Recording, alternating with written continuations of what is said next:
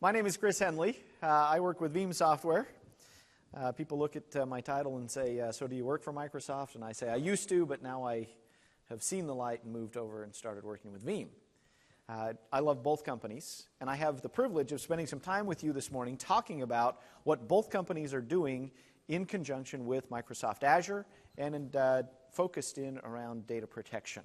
Data has become the be-all and end-all of corporate business. Everything that we do seems to be related directly to it or indirectly in some form. We seem to talk about data in terms of mission-critical operations. We talk about data in terms of making decisions. We talk about data in terms of making money. We talk about data in terms of securing information. Everything that we do in our business really comes back to this idea of maintaining and operating our data. There's a great quote, and we'll kind of begin with this. It says that in today's business world, data has become more important than applications. I'll let you ponder it and think, decide whether you think that that's actually true or not. And while we do, I'll tell you a little bit about Veeam. I am a technology professional. I've got to tell you that from the get-go. We're going to talk about the technology side of data protection. There is some information that you need to be aware of from a business standpoint, and I'll try and focus in on those points as well. In fact, I'm going to start with that piece, and then we'll kind of work our way from there. Everybody asks, you work with, and then they usually pause and say, is it VM? And it's actually Veeam, and it rhymes with team. And we're a Swiss-based company. Bar, Switzerland is our corporate headquarters, thus the interesting spelling of what we might call Veeam. The company is currently at about 1,750 employees, founded back in 2006. We have 145,000 customers worldwide. We work with the partner ecosystem, very much like Microsoft does. We're currently running just north of 30,000 partners. We have customers in 200 different countries. 70% of the Fortune 500 are our customers, and as of the end of first quarter of this year, we cover somewhere northwards of 8 million virtual machines. So we're not new to the data protection business by any stretch of the imagination. Our goal is to become one of the world's leading data protection companies, and we're well on the path to doing that. Now, you can't, frankly, do that in today's world without understanding the ideas of modern data center and cloud.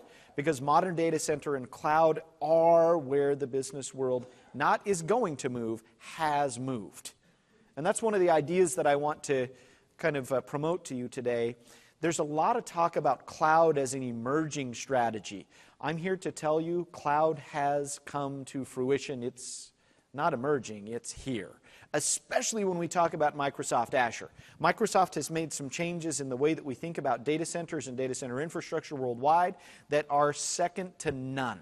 And when I say that, national governments are adopting Microsoft strategies for building cloud infrastructure. Microsoft is leading the way down that path into cloud, and the rest of the world is following, including other large, what we'll call cloud organizations, household names. When we talk modern data center, this idea of protecting data really starts to become important, and I want to kind of structure this into a few ideas for you. First, when we think about backing up data, that concept has got to go away. Because the old things that we used to do to protect our data were effectively make a copy of it. And then we extended that neat technological advance of making a copy of our data and said, don't just make a copy of it, make a copy of it and put it somewhere else. And then we went further and said, make a copy, put it somewhere else, and make sure that you don't put it on the same media type that you have in its native location, because if you do that, we might have media failures of the same type at similar time frames, and we might end up losing data. I'll be honest, we did those things because back in the old client-server infrastructure environment, when we structured data to be stored on a server and then accessed by a client, the way to protect the data was to look at the underlying infrastructure and protect the infrastructure. And so we copied disk partitions. We copied the data on disk partitions. And then we said, well, if we've got the underlying infrastructure, because we have the infrastructure piece, the operating systems, the applications, and the data piece should come right along with it. And that was absolutely correct. The problem is, when we make the move to a modern data center environment where we're starting to use cloud-based network design, and I don't just mean public cloud infrastructure, I'm talking about this idea where we're building clouds and we're actually building them with resource pools, and we're structuring or building in elasticity and scalability and the ability to have ubiquitous access from any network location. When we start to use those tenets to build what we'll call cloud, on purpose, we use virtualization as the infrastructure. Because we make that choice, we also can no longer use partition-based backup. Does that make sense to you? In virtualization environment, we on purpose say, I want to abstract the underlying physical hardware. I don't want to see it. I don't want to know about it. I don't want to know what's there. I don't want to know how much is there. I don't even want to know if it is there. What I want is a virtualization layer, and in today's world, that virtualization layer is Hyper-V or VMware. And I want that virtualization layer to abstract the resource pool that's underneath it. Now, when we do that, it means that your traditional legacy-based backup solution can no longer operate unless you want abstraction from your backups, and none of us do. And so we look for a solution that will provide us with data protection and do it in a way that isn't directly attached to this idea of the underlying physical storage. The other thing that's really important is, in today's world, our expectation is that we should be able to have access to our data really, really fast. And the expectation is appropriate. There's no reason that I shouldn't be able to recover a virtual machine in less than 15 minutes. If you're running a 4-hour recovery time, it's because you're back focused on the old underlying physical partition hardware and trying to find a mount point, trying to extract data, trying to get it onto that mount point, trying to get that partition up and running and functional. We don't do that anymore. That's how we worked in the client-server infrastructure days. Today in cloud, we're using virtualization. And if we'll change our attitude and change the technologies that we use, we should be able to get what we call RTOs and RPOs, and we're going to merge them together into one new term. We'll call it RTPO. Nice, huh? Anything to make another acronym. We'll use RTPOs, and we'll look for less than 15 minutes on recovery. We would like all of our data to be 100% tested. So I know that if I go to a backup of a virtual machine, for example, that's running my Exchange environment, that it's going to work when I say I want recovery, because I've already tested it. I don't want to test every 6 months. I want to test every backup of every item every time. And I want it to take less than 15 minutes. Are the expectations something that you can actually meet? Yeah. Now, the CIOs tell us there's a huge gap between what we want and what we can get from a legacy backup solution. And so when we talk today, I'm going to introduce you to ideas of how we reduce the impact to business, how we reduce the impact for lost reputation, how we reduce the cost of the downtime, and how we reduce the actual hours of downtime itself. I'm going to ask you a couple of questions. How many of you are in roles where you actually administer data protection in your environment? About 3/4 of you, it looks like. Excellent. When we start talking about this idea of impact on business, I realize that the impact on the business goes beyond just dollar values. Businesses all have reputations to maintain, and downtime does not help them with that reputation. So from a Veeam Microsoft perspective, let me show you how the two pieces fit together. Veeam builds availability tools for the modern data center. And when we talk about availability tools, those tools might do things like what we consider traditional backup or replication functions for data. They might do things like managing locations of data. They might do recovery scenarios. They might do things like transferring data from location to location, not in replication scenarios. They might do things like monitoring virtual machines and understanding what's happening in the virtual environment so that I can actually foresee challenges as they're coming to me rather than responding to them after they have occurred. One of the best things about cloud is that we have virtualization as the underlying requirement that makes it happen. The best thing about virtualization is I get abstraction from the physical hardware. Are you okay with those ideas? I probably have not introduced anything new to you up to this point. I'm hoping that's the case.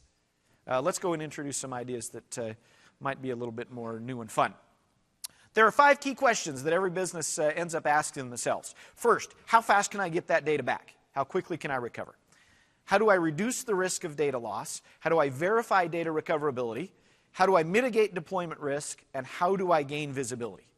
Now, when I say gain visibility, I don't want to just know what data is where. When we start talking about data availability, you'll notice that I have dropped the language of backup and recovery, because we're going to move to cloud, and frankly speaking, this idea of losing data just isn't acceptable. You can't lose it. If you lost it, you didn't take care of it to begin with. You have to build a solution set that allows you to constantly have access to your data. Now, when we say constantly access our data, I need to know where it is, what's maintaining it, how it's being maintained, what its current status is, what's the underlying infrastructure like. Now, here it is. I had to throw it in there. We know that technology is going to have an underlying infrastructure. There will be processor, memory, network, and physical disk in every environment. We'll continue to use that. That's not going away. How we build it, we'll build it in resource pools, frankly, and how we access it will be important. How you allocate it to virtual machines that are going to run that underlying cloud infrastructure is really important. I have to have insight. When I say I want to gain visibility, I need to be able to understand everything in the entire data availability process. That means from hardware layer to virtualization layer to operating system layer to application layer to the individual files that will work with the applications. And I need those insights to be deep. I don't just want to know, do I have it? I want to know everything about it. And I need to be able to do it in a granular way that allows me to have access to it at any point, any time, anywhere, and under any circumstances. Now, that concept of having access, seeing, understanding, and knowing about my data under those kind of conditions, we call an always-on business. And if you're looking to have an always-on business, you need underlying modern data center technology. So when we talk about Microsoft and we talk about Azure, the reason that Veeam is so focused around Azure, and you'll see us release tools. In fact, did anybody see announcements from Veeam this morning? There was one. Does anybody know what happened? Somebody's got it. Russ, what happened? Russ Kirscher, he's in the audience. I saw him come in. So Russ said, this morning, Veeam released something called Fast SCP for Microsoft Azure. We'll talk about what that is here in just a few minutes. Modern data center. We realize that modern data center is going to be a whole set of individuals participating together. So when we talk about modern data center, we're really thinking about some key players. VMware, Microsoft, NetApp, HP, Cisco, and there are more beyond what's on the screen here. I put those there because they're the names that we most readily recognize and associate with this idea of modern data center infrastructure. Now, when we start thinking about this concept of working with Microsoft, all of you understand that Microsoft's data center strategy is not just build big data centers and hope everybody comes to use them. Azure is a strategy that started out with this guy, Ray Ozzie, back in 2005. Actually, Microsoft's built data centers long before then. Ray actually wrote this memo called the Internet Services Disruption Memo. If you haven't read it, you need to go and do your homework today. Go out to any search engine and type Ray Ozzie Internet Services Disruption and go and read the memo. The memo, in effect, says, "Dear developers at Microsoft, thank you so much for writing these cool applications. We won't need you to do that anymore. Instead, we're going to build the world's greatest cloud-based infrastructure." Now, what he should have said is, I studied this in college at Georgia Tech. It was one of my master's thesis concepts. Distributed identity management in what he didn't know at the time would be cloud-based scenarios. Ray Ozzie was smart. Smart guy. We miss him. Ray sends the memo, and Microsoft starts spending billions of dollars in building what is today, without question, the largest data center infrastructure in the world. From an opportunity perspective, it means that we're going to change the way we think about data, and we're going to change the way we think about data management. In the Microsoft world, we're familiar with this. This is the client-server model. Applications and operating systems shared between a client and a server. But we're not going to use that model anymore, right? We're switching to Azure and cloud.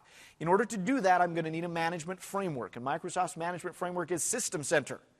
It is, without question, best of the best. In fact, we're seeing the industry take it up faster than we ever have before.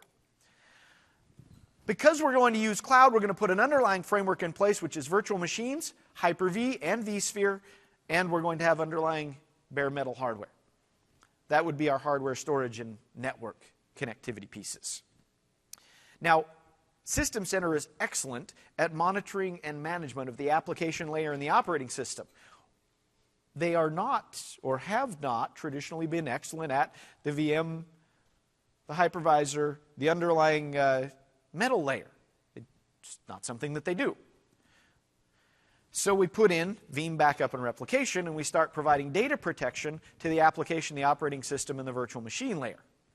Then we add something called the Veeam Management Pack for System Center, which provides us with that insight, that ability to discover exactly what's going on inside the VM, the hypervisor, and the underlying bare metal layer. We start to add capacity planning and management solutions because we know that business will start to move those virtual machines onto Microsoft Azure. The last piece, the piece that you're probably all thinking, well, shouldn't there be another arrow just to balance that out? Yeah, there should be. Veeam builds tools that allow integration directly to Microsoft Azure so that you can now manage data protection with Azure as a data repository, not just as a virtual machine operating platform. Now, if we were to go back, and I'm going to make another recommendation, homework item number 2 for you. You got to go read Ray Ozzie's Internet Services Disruption Memo. It's 10 years old, by the way. It's hard to believe. You also need to go and visit the National Institutes for Standards and Technology webpage. And I want you to read the definitions for cloud computing. It's not a long document. It's only 3 pages long. And one of those is acknowledgments. So you can skip the acknowledgments page, go read the details around cloud. The reason I want you to do this because the world of cloud computing is defined. The standards are set forth in this short little document. It's really not as hard as we all make it out to be. Go and read. Read about the 3 different implementation types. Read about the different services. Strangely enough, disaster recovery as a service is not on the list. We throw in extra terms that I guess we want to make the standards list, but it's not there. Read the document. As you do, you start to realize, hey, Microsoft is following the National Institutes of Standards and Technology guidelines, and if we'll follow them too, it's amazing how cool the 2 of us can work together. I told you 5 different questions a business will want to answer around data management in Azure. When you start looking at tool solutions, you can put these 2 tool sets together. Microsoft's Azure tools, Windows Server, System Center, Veeam's Management Pack, the Veeam Backup and Replication tool set, which incidentally when taken together we just call the Veeam Availability Suite because it's all about data availability. When you put those pieces all together, we now start to get an end-to-end solution that will do exactly what we just said we wanted. Low recovery point objective times, low recovery time objective times, sub 15 minutes, sometimes sub 5 minutes. Fast recovery, sub 15, sometimes sub 2 minutes. Incredible granularity, incredible visibility, the ability to go in and recover a single email exchange item, for example, out of a backup of a virtual machine that's running Exchange that happens to be stored inside Microsoft Azure, and recovery times as fast as you can click the buttons. That's what we want. That's what we think about when we think about data availability. So, let's talk about the Veeam Management Pack piece for just a minute.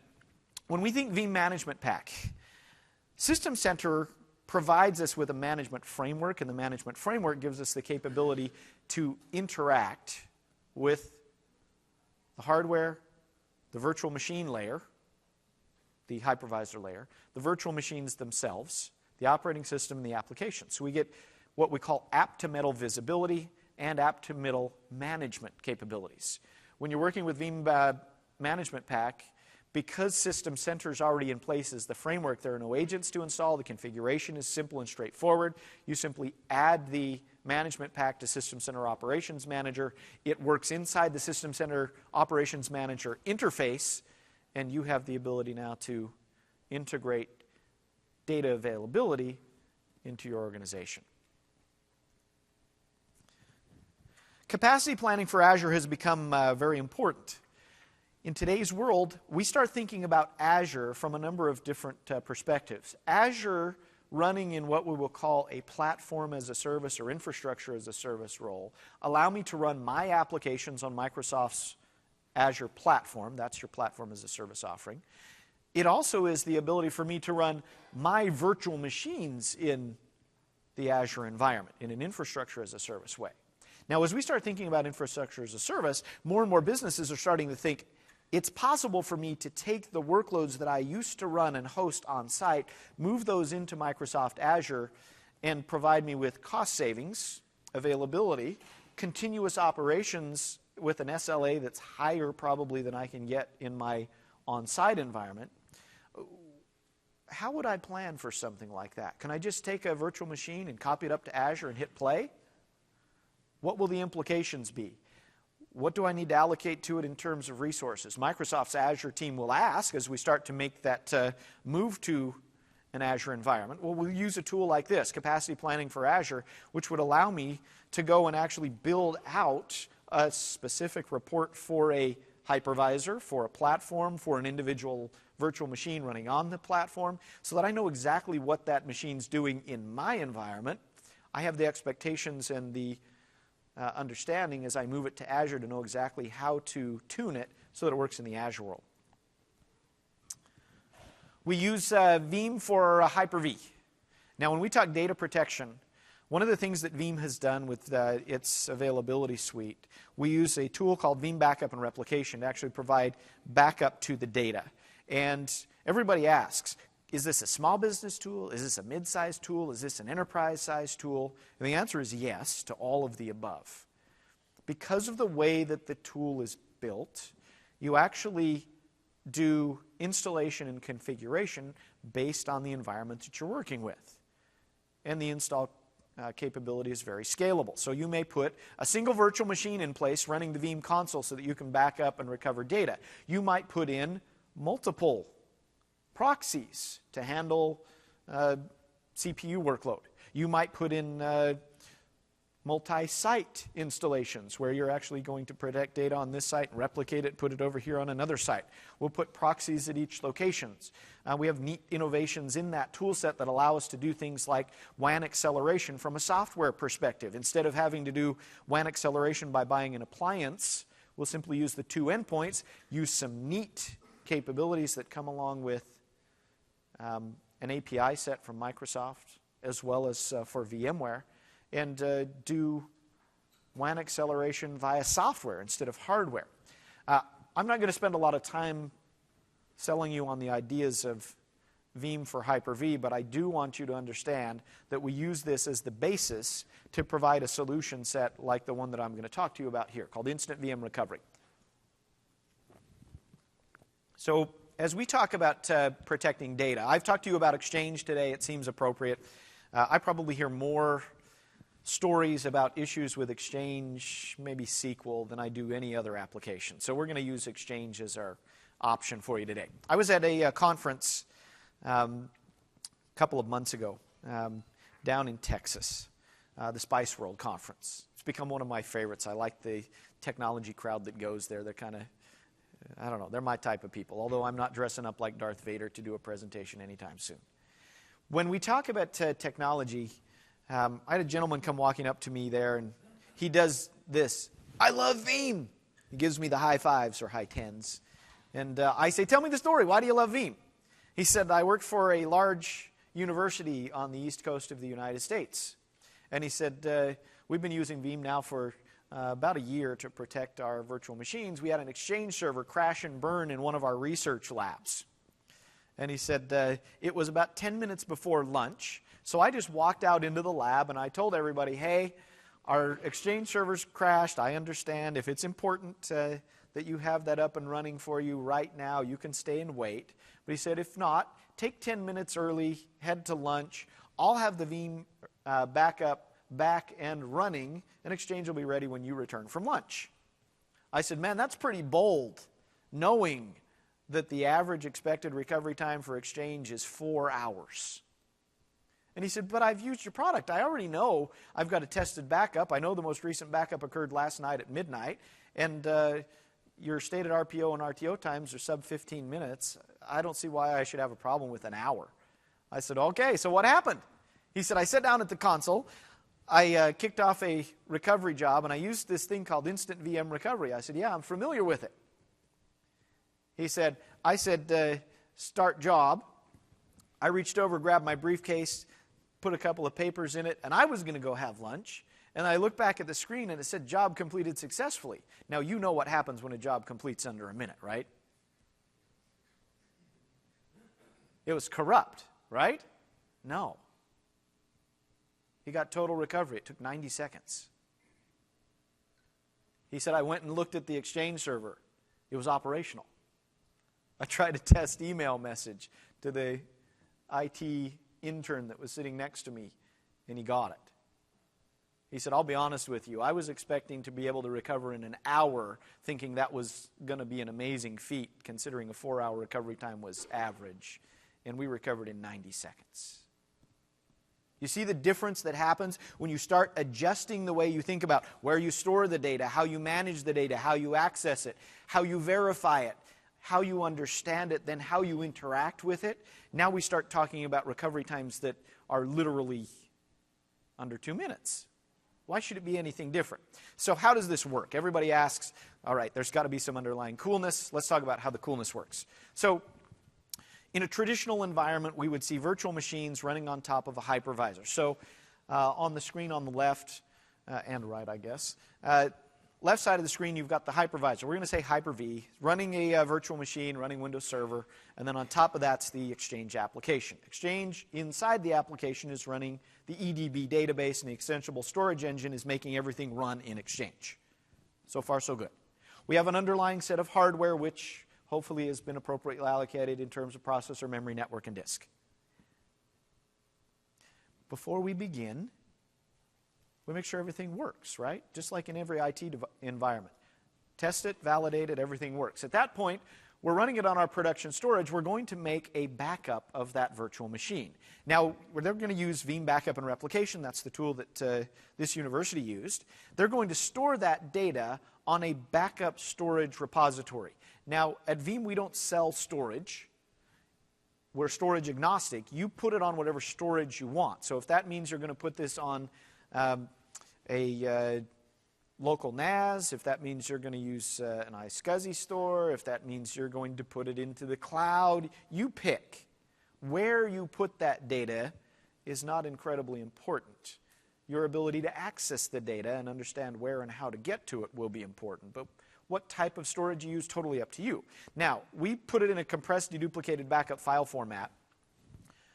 When the server goes down, so in this case the Exchange server crashes and burns, in a traditional environment our users call the help desk, right? We don't want that.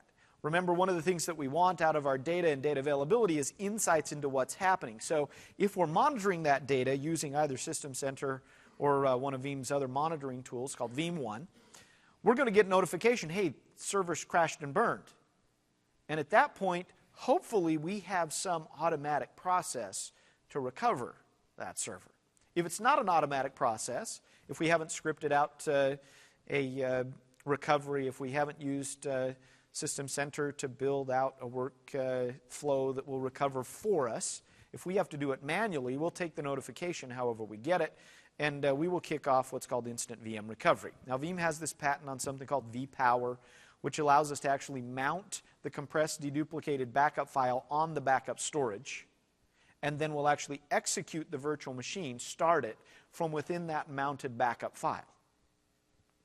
That's one of the ways that we no longer worry about things like rehydration, extraction, before we can actually start the virtual machine. So we use that patent.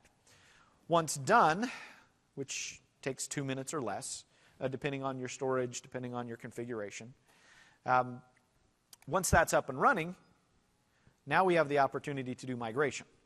And with both Hyper-V and VMware, the two popular hypervisors, they both allow shared nothing live migration, and so our ability to move that running virtual machine back to a production storage environment's easy, straightforward. Now, I told you that we want to be able to have granularity at a level that, frankly, is unheard of. It can't be just about virtual machine layer. We have to go all the way to the top of the stack. So we have to go from virtual machine to operating system to application to individual item. And I need that level of granularity for data availability in all of my key applications. So we've talked a little bit about Exchange. Veeam makes something called the Veeam Explorers. They're an added component into our backup and replication tool set that allows us to go and do complete recovery of individual items running within application databases within backups. So we'll use Exchange Explorer, Veeam Explorer for Exchange, to restore any Exchange object to the same location, to a different location, export it out, or to drop it onto Office 365. With SharePoint, Veeam Explorer for SharePoint will allow me to browse for objects to restore, including shredded files, and including, in the very near future, entire SharePoint sites.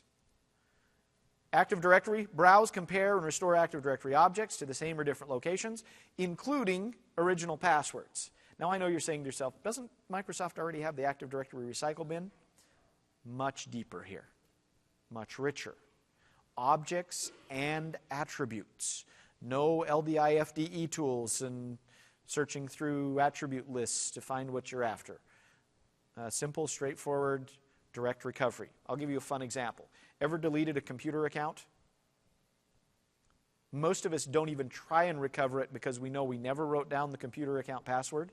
It's much easier to just go in and create a new computer account and then simply assign its permission to whatever users or groups need access to it than it is to try and recover the computer account. Well, that's silly. What we're really saying is, I give up, there's no way I'm going to be able to get access to that old attribute information for that computer account because the Active Directory recycle bin doesn't keep it. It's easy we know it's easier to go and just create a new one.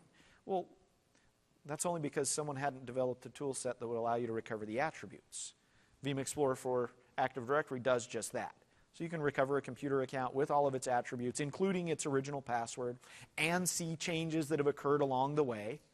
So if you have a specific incremental change that you want to recover to, go ahead, recover to that point. Also, Veeam Explorer for SQL Server. Now, because we're talking about databases here, the database concept's a little bit different. In a database world, we generally don't want to recover items from the database. Usually what we want to do in SQL is recover to the specific point in time in a database's operation. So with Veeam Explorer for SQL Server, we'll actually use the restore wizard. We'll go out and actually grab a slider, and we'll actually use that slider bar to find a specific point in time. Now, you know that SQL actually processes transactions, and we're looking for what we call acidity in a SQL database. It has to be atomic, consistent, isolated, and durable. I need to be able to take the data that I'm running or the things that I'm working with in SQL, I have to return it to a consistent state. And so what will happen is we'll use that restore point to find the point in time, and then Veeam will actually grab all of the transactions that occur around that point in time, and then you're allowed to simply pick the specific transaction that you want to play till. So we'll play everything into the database until we get to this transaction, and then I want you to stop. So I literally get the most granular recovery capability that I can in a SQL Server database. And so you can play it back to individual transactions. All of that is done without agents, so you add nothing to the virtual machines. Now, if you're saying, how does that work? It works because Microsoft provides a set of APIs that allow access into those databases. The reason we can do Explorer for SQL, Explorer for Active Directory, Explorer for Exchange, Explorer for SharePoint is that we work with them. Our development teams are exceptional at building those relationships, and instead of trying to find workarounds for the Microsoft products, instead we work with Microsoft and say, here's what we'd like to build, can you help us with APIs, recommendations, etc., and they do. Microsoft's been amazing to work with in that vein. So when we talk about how this works, everybody says, I'd kind of like to see that, and I say, okay, fine, let's spend a couple of minutes from a demonstration perspective. We'll actually go in and show this to you. So I am from Salt Lake City, Utah. I run a small company. It's called Henley Outdoor Products. We sell outdoor products. We're going to use our network environment here, and let's go in and let's look at Veeam backup and replication. And I've got a shoe manager who calls the help desk, and he says, hey, I've lost a email, and it has a key phone number, and I need to get it back. And I say, okay, fine. I'll pull up my most recent Exchange server backup. You'll notice the process for restore is simple. I'm going to go ahead and say, yes, I want to do a restore. What's the reason? This is a client request, so I'm going to type it in. I don't have to do that. I'm going to click next, and then I'm going to click finish. Now at this point, I'm going to wait for Veeam to do its magic. And it's going to actually go out and take that Exchange backup. Now this is happening while my Exchange server is still running. I'm going to take the Exchange backup, and I'm actually going to mount the backup. At this point, I'm probably going to have a short conversation with the user on the line. Okay, what is it that we're actually looking for? Well, I got an email a couple of days ago from a gentleman named Remington Skywalker. Remington had a person that he knows that does wholesale shoes, and we're trying to get our shoes at a better rate, make more money for the company. Hey, awesome. So the email's from Remington Skywalker. It's to a gentleman named Chewbacca, who manages our shoe department, not to be confused with a famous character from Star Wars. We'll go find it. Now, I do this real time. I don't want you to see what it would be like otherwise. I'm going to go to Application Items, Exchange Items here. So within the backup, you can see it's mounted it in a file system structure, just like you would be familiar with inside of Windows Explorer. Now I'm going to go in, I'm going to say, yes, start it up. I know there's an Exchange database inside that. I want you to go mount the EDB database. We'll wait for a couple of seconds again. I apologize for making you wait. But real time is always better than the magic of television, right? No one wants to see us just cut to what's happening. Okay, so here's my mailbox database. You'll notice that when I expand this out, it looks just like what I would see in Exchange. Well, it's because it is. It's just the backup. There's Chewbacca's mailbox. There's calendar, contacts, deleted items. Let's go ahead and open his actual inbox itself. And as I do that, I've got a number of different things inside there. Now, your user is going to have hundreds of emails. He happens to only have 4. I want to be able to make this simple, so I'm going to say, I know it's a phone number, so I'm just going to search under number, and it'll find me all the items in here that are number-based. He said Remington Skywalker, so I'm going to go ahead and click Remington, and there's the message. Now, at this point, I could just tell him, well, Chew, here's the number, 555-678-1234.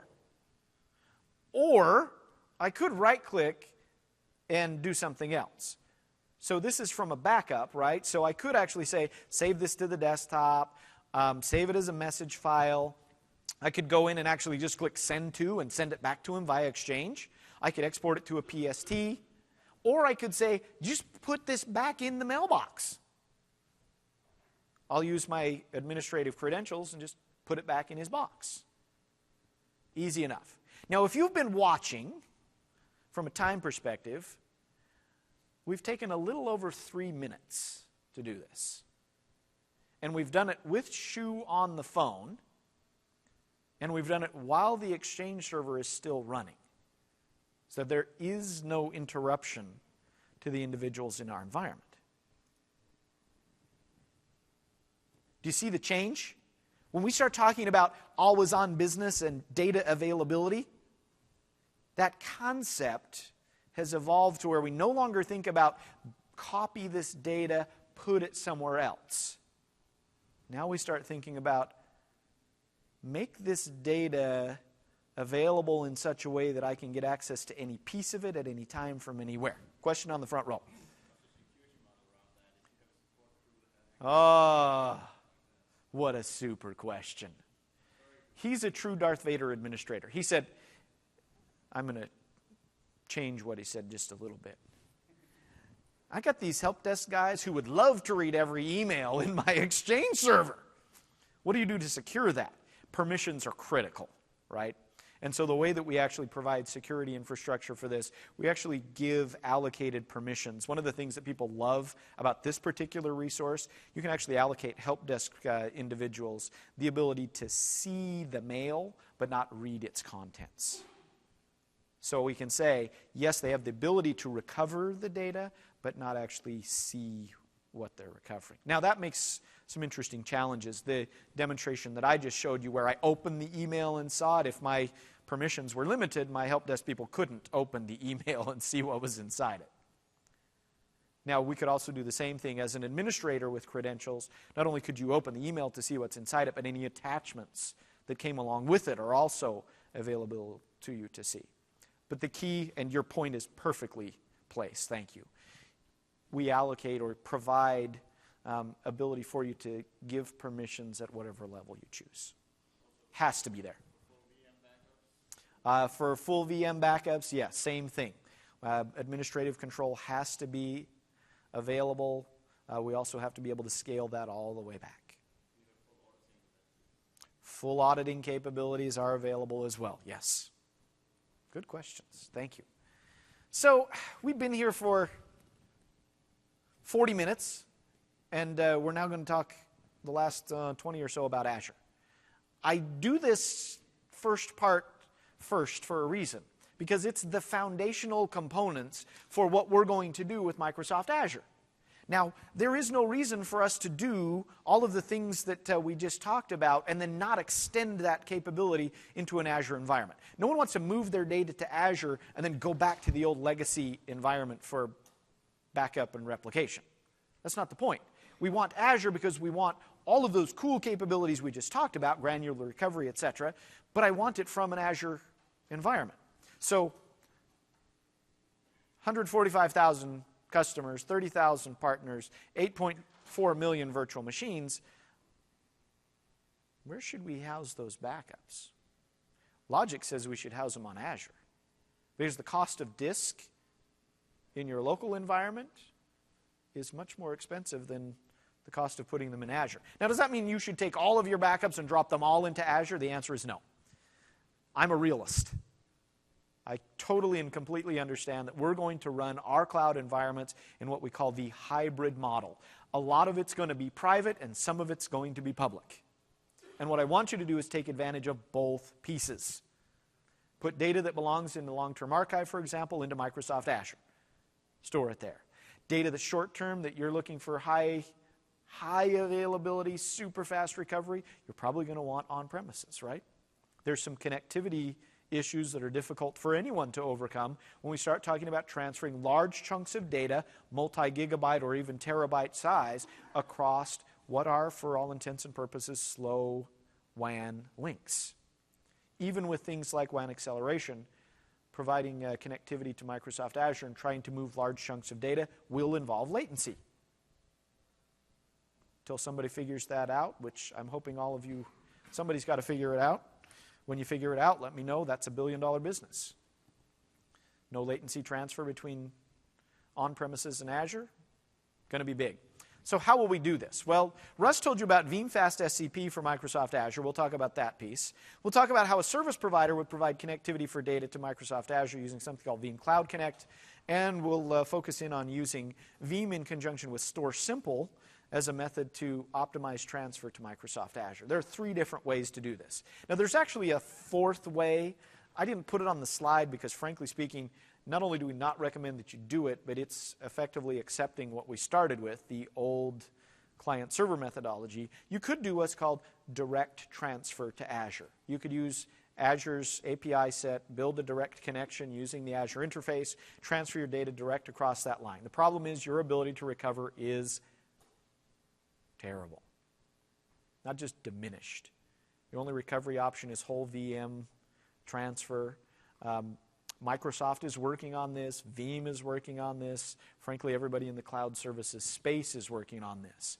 Some of the solutions include Azure Site Recovery, ASR, the ability to take virtual machines from your on-premises location, transfer them to Azure, theoretically start them in an Azure environment. The problem is without the upfront capacity planning that we talked about, it just isn't an effective solution yet.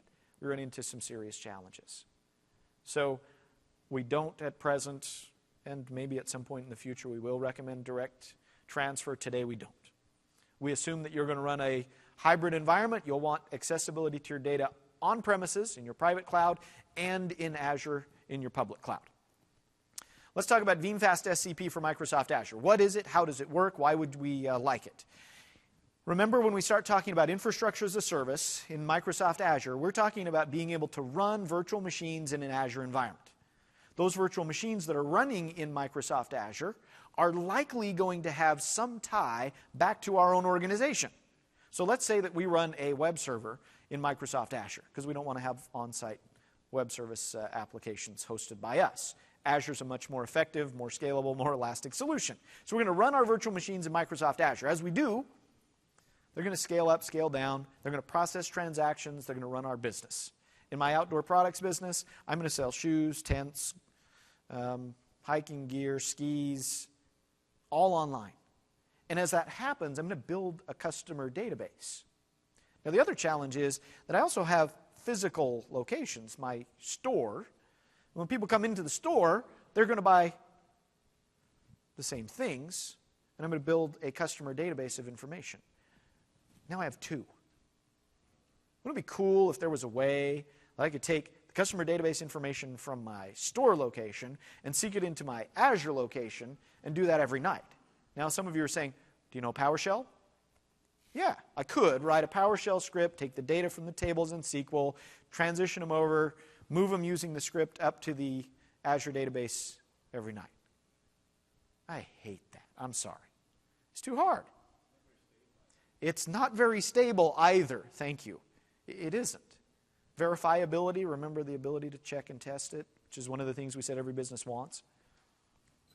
Difficult to get there. And so we start with this concept. Veeam Fast SCP for Microsoft Azure says, why not make a tool set that uses the Azure connection capability, the API for Azure, to build secure connections. So I can send data encrypted first.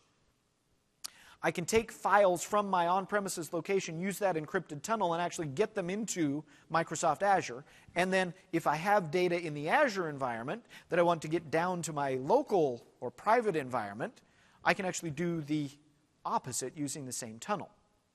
So the resource called Veeam Fast SCP for Microsoft Azure does exactly that. From a technical performance perspective, I told you we use the existing Microsoft API set, so you don't have to configure anything to get encrypted transfer. The SCP stands for Secure Copy Protocol. Anybody know what protocol we use with data transfer to Microsoft Azure? What does Microsoft use for? You would think bits, but it's actually not that. We need a faster protocol, lightweight. All right, homework for you. Now you have 3 homework items. I do this on purpose to you.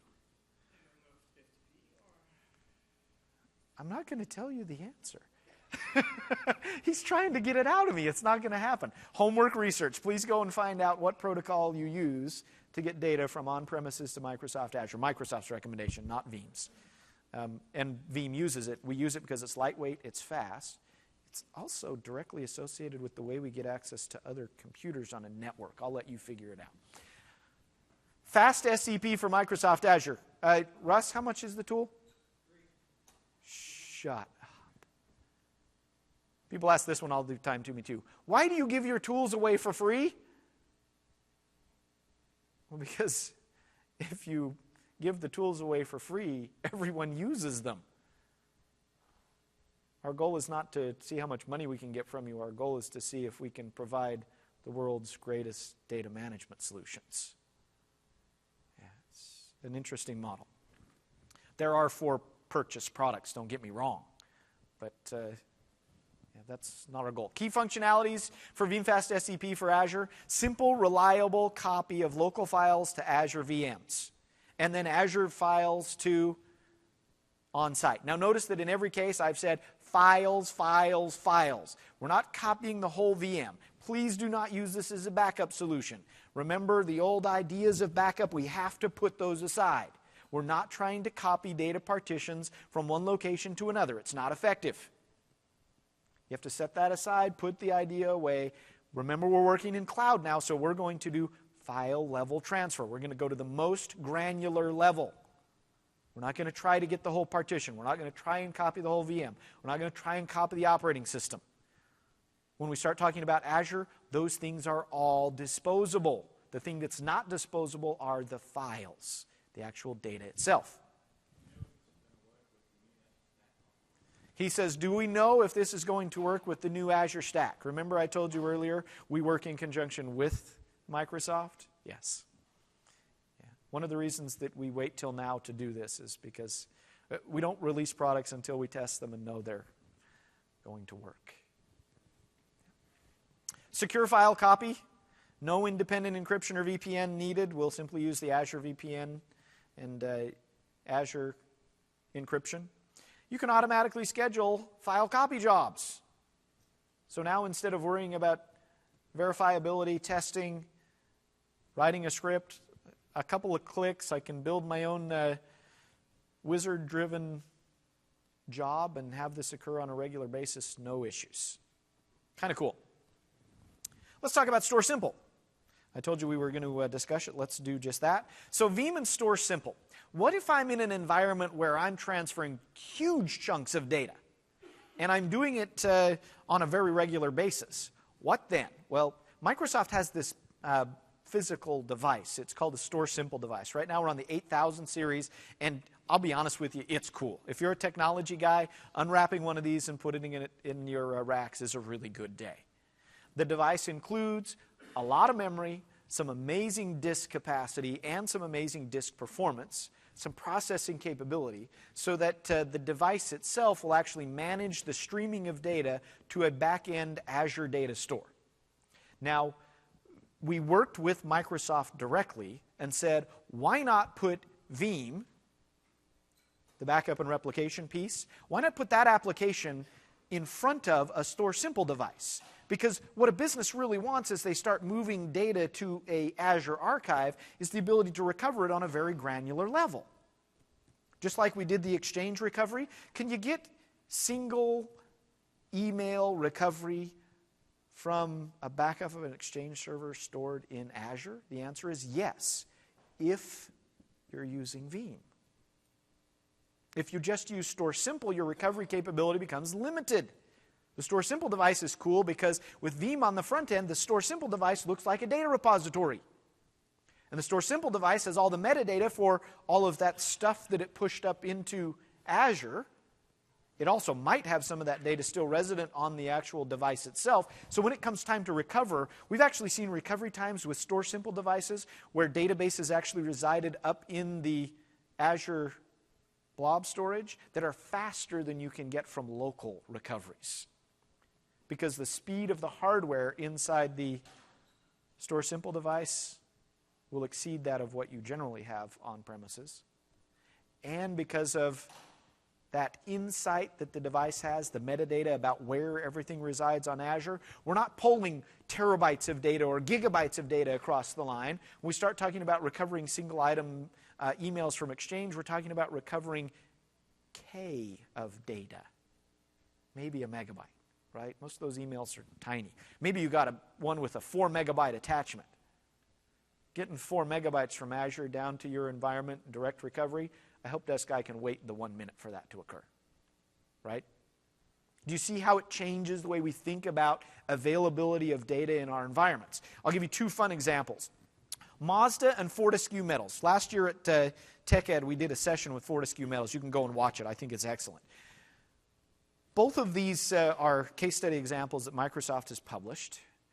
Both of them quote using this particular methodology, Veeam, Store Simple, Microsoft Azure, as the replacement for their existing tape backup solutions.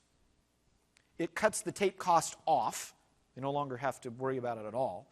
The data storage costs, Mazda and Fortescue both quote savings in excess of 90%. The solution pays for the cost of the hardware and the Azure resources in its first year. Its ROI is exceptional. If you're a CIO, a CTO, if you're running as an IT manager, start thinking about Veeam, Store Simple, and Azure. I know the cost on the box looks daunting up front, but if you're transferring large amounts of data and if you're using tape, this is the best archiving solution I have seen. Spectacular.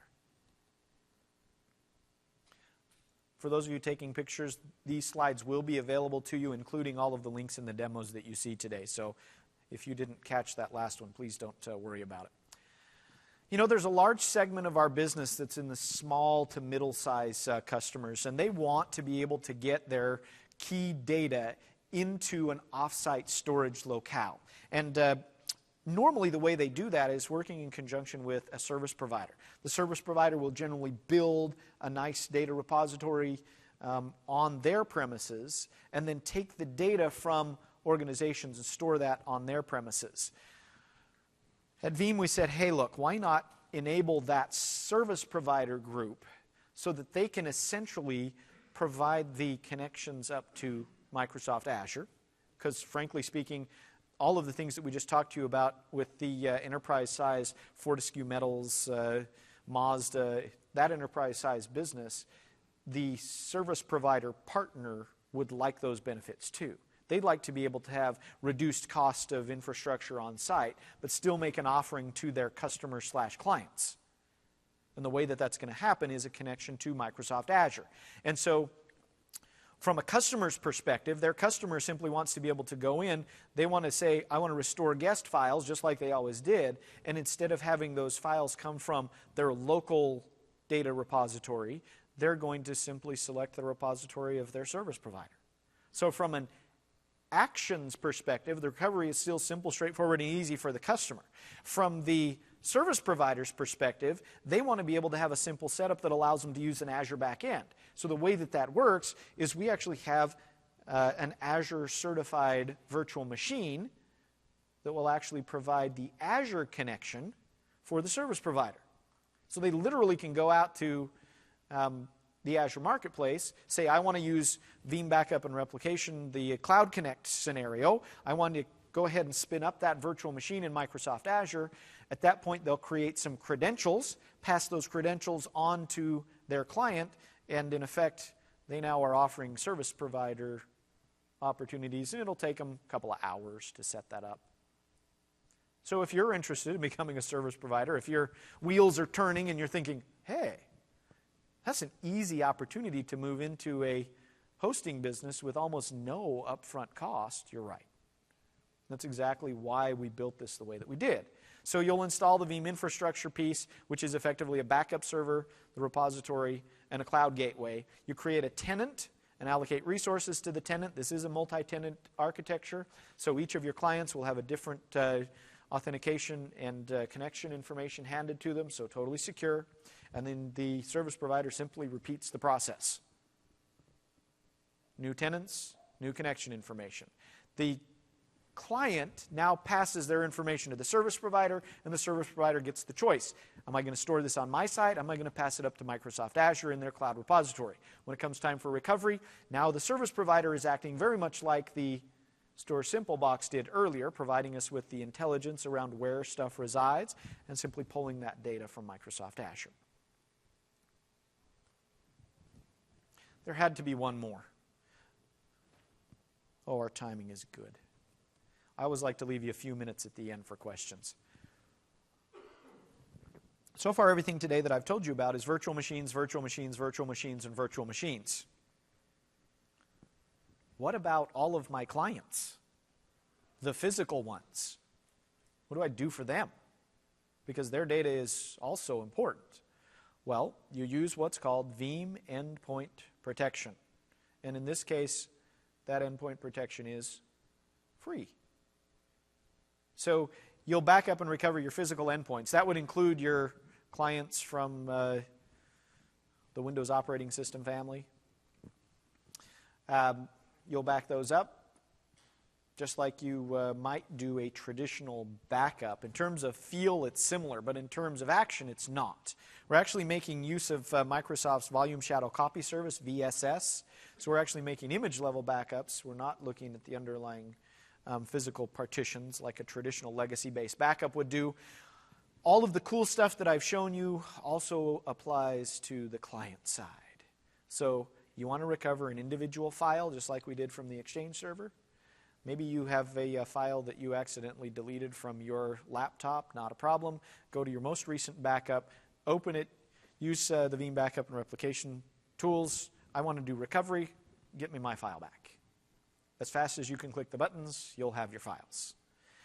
You can actually download this from Veeam's website. It does integrate directly with Veeam backup and replication. People ask me that one all the time. This is not a standalone tool in that we want our businesses to be able to use it. So if you have Veeam backup and replication in your business already, you can integrate and you can actually see the Veeam, the interface, the backup and replication tool set's the same one that our business already uses.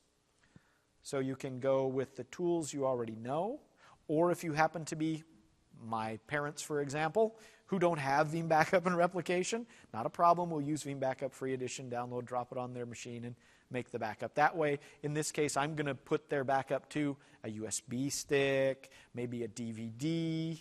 DVD's only for my parents because they don't have anything on the laptop. It fits on 4 gigs. We can build a recovery disk, add tools just like you would from a traditional Windows Server recovery, and run the recoveries that way. Question? Will this work with Cloud Connect as a service provider? When does it work with? Well, I suppose you could actually take the data that you're getting from Veeam endpoint protection. You could actually convert that to a VHD file or a VHDX file and start it as a virtual machine. The data itself, from a Cloud Connect perspective, the service provider doesn't care what you pass to them. It's a...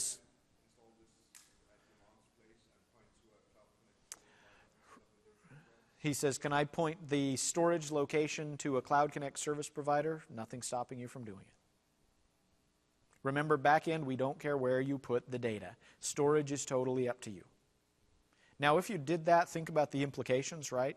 Usually when we talk about endpoint protection, we want the data as local as we can get it. But yeah, if you're looking for a way to do that, he's got a business model. I can see it in his mind. It's like I could get... Not only could my customers be business, I could get individuals. I love that.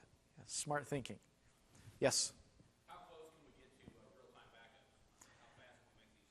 backups? How fast can we get to, or how close can we get to real-time backups? You can get pretty close. Generally speaking, when we start talking about structuring backup on endpoints, we usually don't try and get so close as we do on the server side. On the server side, generally when we start getting close to real-time backup, we start to focus in more on the replication side than we do on the straight backup side. More like SQL. Yep. So SQL, how close can we get? Usually we expect to see somewhere in the sub 5-minute range. Sometimes, depending on what the change is like in your SQL database, we can get to sub 2, even sub 1. We're not getting 0 because there's a little bit of process time that we have to incur. And trying to find, and this is where I'll recommend, there he is. Scott Lillis here is in our audience. He manages our systems engineers. He's an amazing resource from a technology perspective. And this is probably an appropriate time to introduce this idea. As you start working with Veeam and Microsoft and Azure, we don't want you to do this on your own. There's plenty of resources out there, but if you're having issues like this, I want to get my SQL backup times as close to 0 as possible, please use our engineering resources. That's what they're there for, right? They've had some experience with this. They can help you with tuning and practices that will be beneficial based on the hardware and the software setup that you're using. So we can get close. We call it near CDP, near continuous data protection. We don't get the same zero that you can get with, $1 million hardware systems, but you also don't have to buy $1 million hardware system. So, yeah, near CDP connections. Good. Question back here.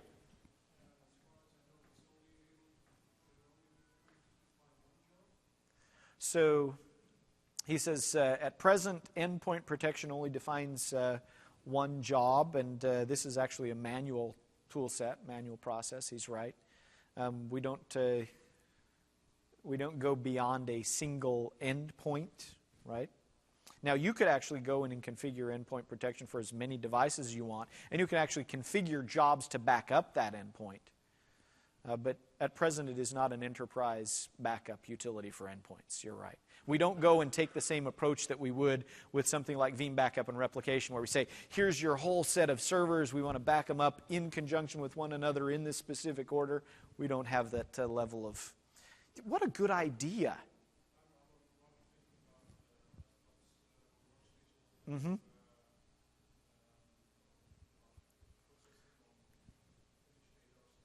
Mm-hmm. Yes. So when we start talking about, and I love that you're doing this, when we start talking about availability, you start thinking about data in terms of how I can make it available and still protect it. And he went right to that language. I'm thinking about this in terms of processor, in terms of impact, how to make it available while still backing it up. Question over here by the door. Mm-hmm.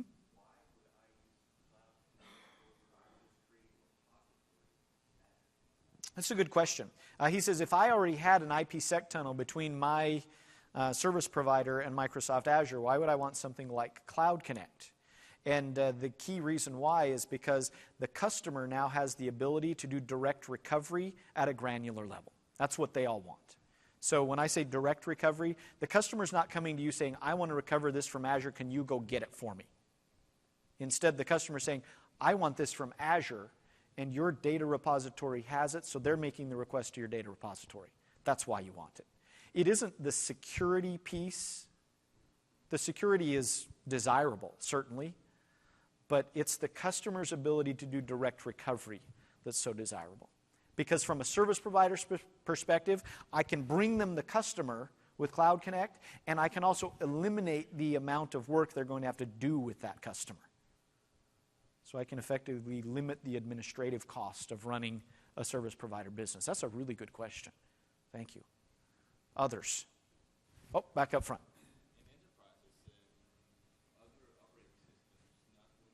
Mm-hmm. Yes. He said in enterprise businesses, there are other operating systems besides Windows. And he says they're gaining in number. I'll say that's okay. Do we have any plans to support additional operating systems? Not that I know of, but that doesn't mean anything. When we move to virtualization, because virtualization provides abstraction, we're backing up the virtual machine layer, so we don't care what the operating system is there. So from a server perspective, if you're talking about data protection for a Linux server running on Hyper-V or VMware, go for it. And the recovery capabilities are amazing. When we start talking about the client operating system, at present, it's just Windows-based. Good question. Others? Look, you all know that I'm about to finish up. When I give away the new Ferrari, these guys are going to be sad they left. Do we have any ties to Oracle? No. So we have this ability to recover from SQL, and it's awesome. But SQL is not the only database provider out there. That would seem like a great logical opportunity for us. I would watch for emerging capabilities in Veeam backup and replication version 9. Who knows, right? Yeah. If you'll visit our site, there's some good stuff on backing up Oracle, but it needs to be better. It needs to be like what we see with Veeam Explorer for SQL Server. Watch and we are not done. Do you know the amazing opportunities that exist in data protection? When we talk about availability in the modern data center, I get way too excited. I really do. I honestly think that today you are looking at the largest opportunity that has ever existed in the world of IT. Way bigger than the 80s. With Internet rise was awesome because of sharing information. When you start talking about the rise of cloud and data center, now we're talking about using the information.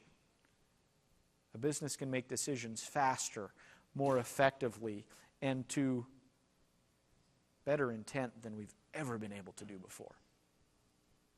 Things that you expected that your business could not know in the past, now we expect that it must know. Something as simple as the way a sales organization runs in a business has dramatically evolved around cloud. Do you remember your business before Salesforce.com? How many of you use Salesforce? I'd be interested to know. Only a handful. How many of you use, you tell me, what do you use for sales management, process management? Sales Logics? Yeah. You guys all are IT guys. You hate sales. I shouldn't have asked you that. I should have thought that a little bit harder. The opportunity is enormous. All of the talk that you heard in the keynotes yesterday about Azure and extending Azure's capability and making the application stack work more effectively with Azure and building a new application stack, we see this as a tremendous opportunity. We especially see the opportunity around data availability, around this always-on business. If you take nothing else away from today, Veeam and Microsoft Azure enable the always-on business. That's what our goal is. It's what your goal is. And I think as you work with the tools together, you'll have an excellent experience doing those. I have a few free minutes. I'm going to go ahead and give them back to you. Go out and find some good snacks, some beverages. If you have questions, I'll hang around here for the next 15, 20 minutes. Thanks for your attention. You've been fabulous. Appreciate the morning.